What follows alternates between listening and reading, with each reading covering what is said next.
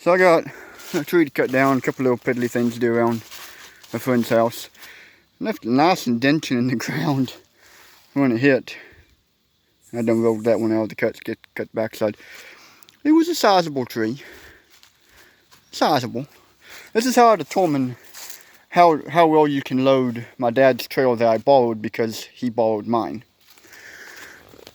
When you have that much clearance, your finger's clearance between the fender and the tile, you're good to go.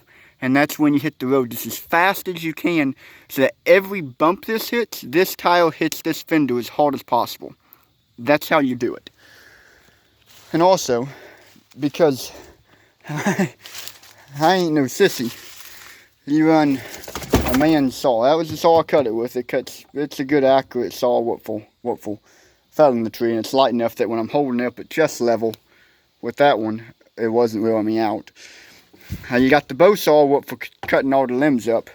And then when it comes to bucking in the firewood, you got the biggest joints of red you can find.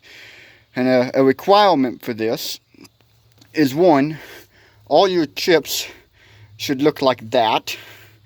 And two, no safety features.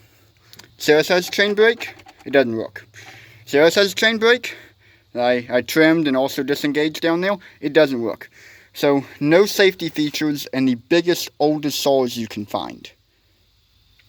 Because minty. One last thing. For safety purposes. When you have a rotten tree like this, don't cut where it's holy, where the preacher's blessed it, don't cut it there. Cut it right above that. Why? I think it's slightly safer. Probably not, but I've rarely had a tree go a way I didn't want to. I did not want it to. And basically, just cut you a wedge in about half to maybe 5/8 the thickness of the tree. And then a couple inches above that, come in with a back cut. And as soon as you see this start to open or close, get away from it. If it closes up, you're done screwed up, go find a way of tossing the rope in it and pulling it the way you wanted it. Or if you got a tractor and a loader or something like that, you can push it. Or you can try and drive a wedge, but a wedge is the last resort there because that's sketchy. As soon as you see it moving, get out the way.